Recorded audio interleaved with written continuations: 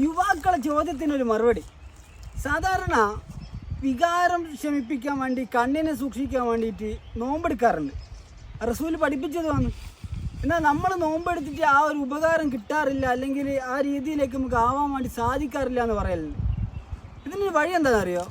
നോമ്പെടുക്കുമ്പോൾ ശ്രദ്ധിക്കേണ്ടത് അത്താഴത്തിനാണെങ്കിലും ലഘുവായിട്ട് ഭക്ഷണം കഴിക്കാവും. ഉദാഹരണത്തിന് ഈത്തപ്പഴം പോലെയുള്ള ലഘുവായിട്ടുള്ള ഭക്ഷണം കഴിക്കാവും. ഈ നോമ്പ് തുറക്കുമെങ്കിലും ഇതേപോലെ തന്നെ സൂക്ഷിച്ചാൽ 2-3 ദിവസം കൊണ്ട് തന്നെ നമ്മൾ ഈ പ്രശ്നം പരിഹരിക്കും. കണ്ണ് സൂക്ഷിക്കാൻ നല്ല രീതിയിൽ നമുക്ക് സാധിക്കും. തെക്കുവ ഉണ്ടാണെങ്കിൽ കണ്ണ് സൂക്ഷിച്ചാലേ പറ്റുള്ളൂ. അതുകൊണ്ട് കണ്ണ് സൂക്ഷിക്കണമെന്നുണ്ടെങ്കിൽ ഈ രീതിയിൽ നിങ്ങൾ നോമ്പെടുത്തു കഴിഞ്ഞാൽ വെള്ളത്തിന് പകരം നമ്മൾ തേൻ വെള്ളമോ അങ്ങനെയുള്ള തേൻ ചെറുനാരങ്ങ വീണിട്ടെല്ലാം എന്ത് ചെയ്യുക, നല്ല രീതിയിൽ വെള്ളം കുടിക്കാനുള്ള സാധിക്കും. അപ്പോൾ ലഘുവായിട്ടുള്ള ഭക്ഷണം മാത്രം കഴിക്കുന്നതെങ്കിൽ ഈ പ്രശ്നം ഇൻഷാ അല്ലാഹ് നമുക്ക് പരിഹരിക്കാൻ വേണ്ടി സാധിക്കും. അസ്സലാമു അലൈക്കും.